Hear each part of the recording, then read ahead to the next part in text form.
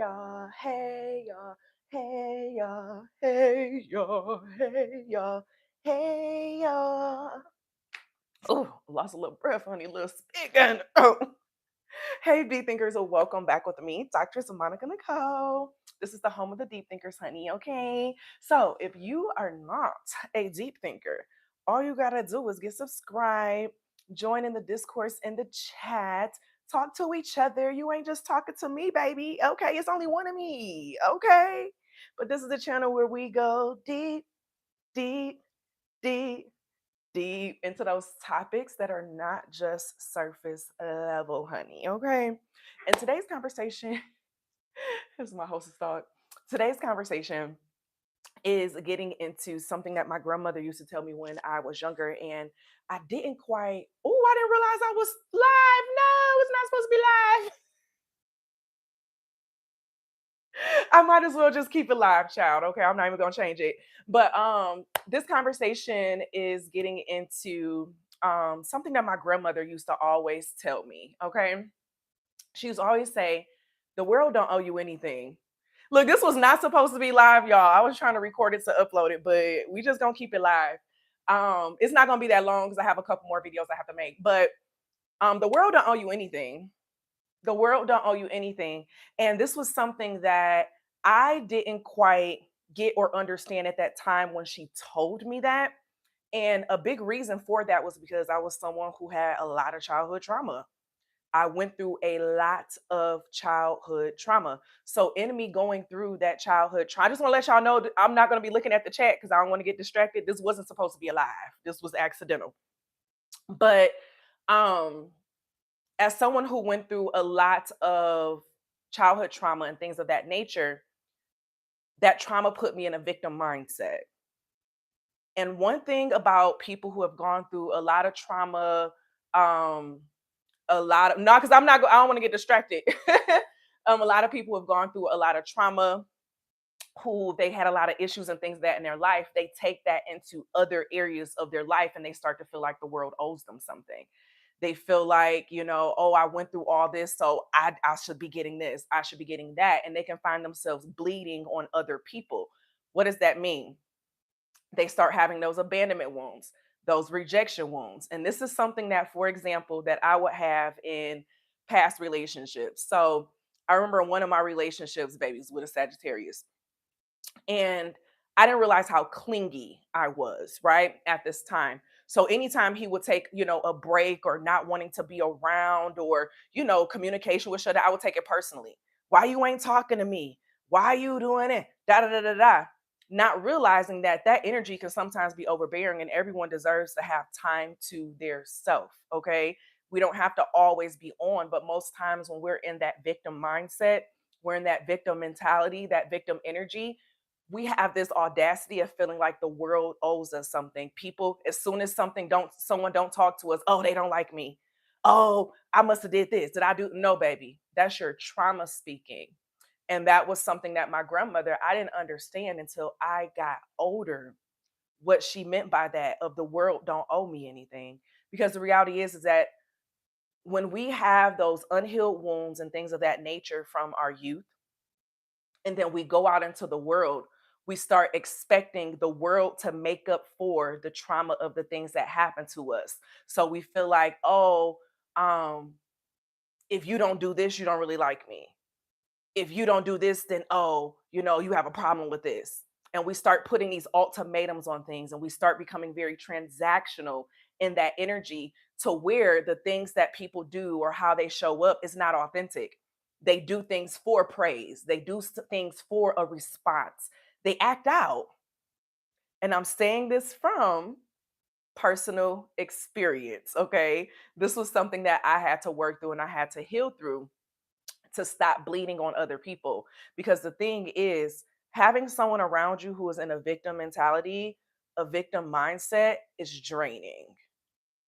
It's draining because they're hyper aware of everything. And in their hyper awareness of everything, they start creating stories in their mind and they feel that the world revolves around them in a situation that has nothing to do with them. So, for example, say you and, some friends go to a restaurant, okay? And they didn't like the way that the waitress said hello to them. Um, it's because we black. Oh, that waitress must not like us. How about the waitress just had a long day? How about the waitress got 10 tables that they're working on and they thought they were showing up? How about the waitress probably just got some bad news on a text message before you came and sat down? Everything is not about you. And one of the worst things that we can do is try to become the main character in everyone else's story. And that is something that people with victim mentalities that have not healed those rejection wounds, that have not healed the abandonment wounds, or even tried to start looking at those wounds of feeling like anytime something doesn't go the way, it's because of this, right? And so there's nothing wrong with processing it, sitting with it, and being like, okay, let me be honest with myself. But I've had people come to me and blame me for stuff. And I'm just sitting here like, baby, I'm living my life. I live in another country, exploring. I have two businesses. I'm writing, I'm recording this. I got a membership community of almost 200 people. This ain't about you. You want my attention? Join my membership. We got to get out of that energy. We got to get out of that space of feeling like everything is about us because it's not. It's not. And as long as we try to become main characters in other people's stories, you will find yourself always lacking something. You will find yourself always missing something. You will find yourself being hyper aware of everything that happens. You'll be looking at little things and forcing yourself to see a story. It's like we create a story in our mind. And I'm grateful for my grandmother for giving me that lesson of the world don't owe you anything because the world doesn't owe you anything. The world doesn't owe us anything. The world didn't hurt you. And most times you're not going to get that apology from who hurt you. It's your responsibility to get past that. Just because you went through X, Y, and Z doesn't mean that you get a pass to be toxic or to be accusatory or to have an issue with everything and everyone that doesn't go your way. Everything will not always go your way in the world. Everything won't always go your way. You'll stop being performative. You'll stop doing things just for a response. Because one thing I've noticed because I've been in that victim space where, um, and I always say this, a lot of people who call themselves super empaths, really they lack boundaries and they're transactional. So they'll do things, they'll show up for people, they'll overgive, they'll do X, Y, and Z because they want that praise back. They want to hear a thank you. They want to hear some type of response. They've learned to do things for attention, and that's not healthy. Anything that you do, you need to do it without feeling the need to get a response. Anything that you do, you need to do it without the feel of needing that you're going to get a praise, a thank you, some type of compensation for what you did. Because when you do it from out of your heart, you don't have time to go back and track all that. I was telling a member not too long ago, was it the members or what? No, it was on my other YouTube channel the other day. And we were talking about, was it on YouTube, y'all, or was it in class? It may have been in class with the Butterfly Effect School of Transformation. I think it was in class. And we were talking about the aspect of like when we be like, oh, I'm bored, I ain't got nothing to do. And we will get told, you know what I'm saying?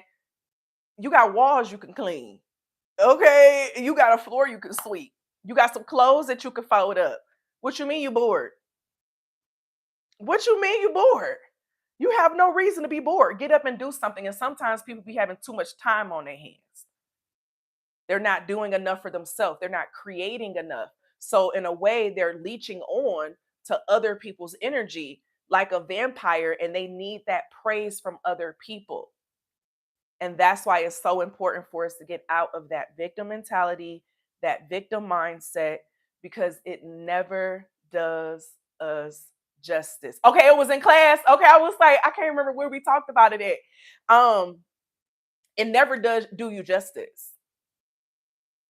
It never does you justice. It works against you. I've lost friends in the past some years ago because I was stuck in the victim mindset. I would take everything that they did as if it was something they were doing against me. We have to realize people have lives. They have things that they're doing outside of us. They have things that's going on outside of your relationship. And everything that they do that affects you, sometimes it could just be collateral damage.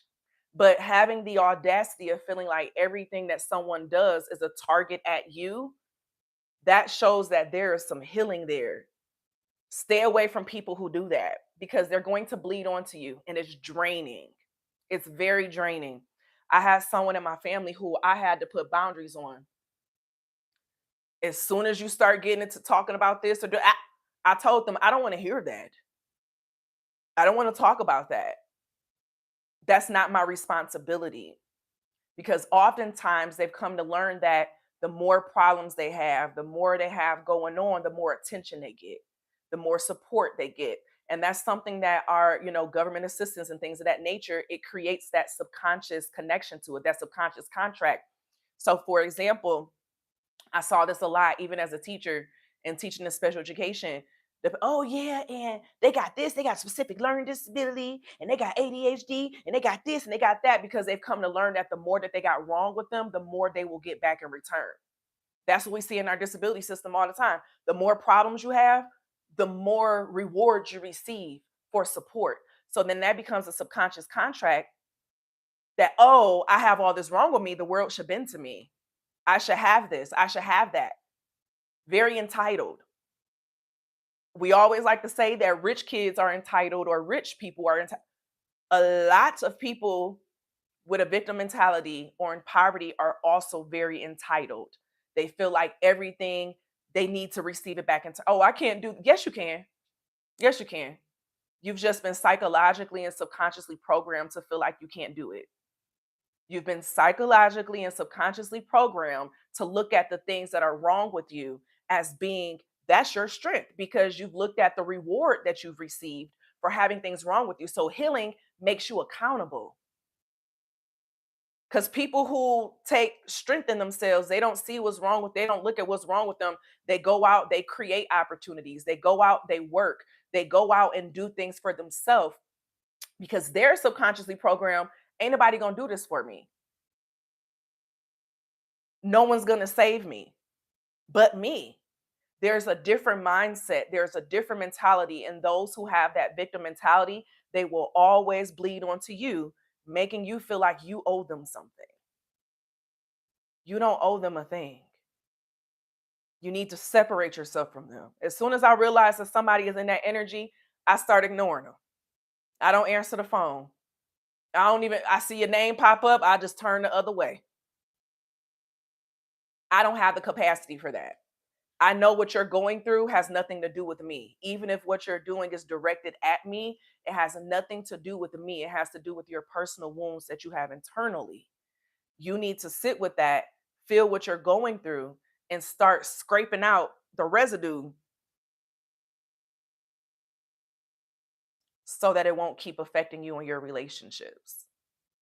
Because if not, you're going to keep attracting situations that keep you in the vibe where you feel like you are a victim. When now you're not even being victimized anymore. You're your biggest enemy. So I'm grateful for my grandmother for teaching me that. And even though I didn't get it when she first taught it to me, I get it now. I understand it now. So I say this to say, and I'm going to close this out because I have another video I have to record. If you find yourself taking everything personally that people do, you need to look at your victim mentality and your rejection wounds. Okay. I know I shared with you all that I'm on my journey of 1,000 rejections this year. Last night, I submitted 3 proposals. I was up to like midnight writing proposals to pitch myself. And that is because I'm on that. And I wrote an article on Substack. Shout out to my people on Substack. If y'all subscribe to my Substack, if you're a paid subscriber on my Substack, Okay. Um, in that, I shared with them the reason why I was doing that was to tighten up even those rejection wounds, those abandonment wounds, because sometimes we still got some remnants of that shit. Okay. And so for me, I pitch myself in a situation. So if I receive that rejection, I get more comfortable with that rejection. I get more comfortable with that sense of being told no. I get more comfortable with, hey, I might not even get a response at all. But that doesn't take away anything in myself because no one is entitled, no one is required to give me a damn thing. It's about alignment. So, with that being said, if y'all have not already checked out my subconscious archetype quiz, definitely check that out. If you feel like you're ready to go deeper into your subconscious programming to turn a lot of that ish around, definitely book a 101 consultation with me. All of that is available on my website. I'll put the links inside of the video description here as well for you to book that. And definitely check out my membership over there on Substack.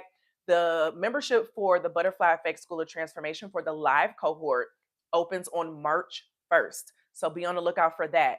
My virtual self paced option is available year round. You just don't have access to the live sessions, the group sessions, and things of that nature. But if you would like to join the live cohort, that opens up on March 1st. Okay. I thank y'all for being here. Definitely leave your thoughts down below inside of the comments on this topic. And I will see you all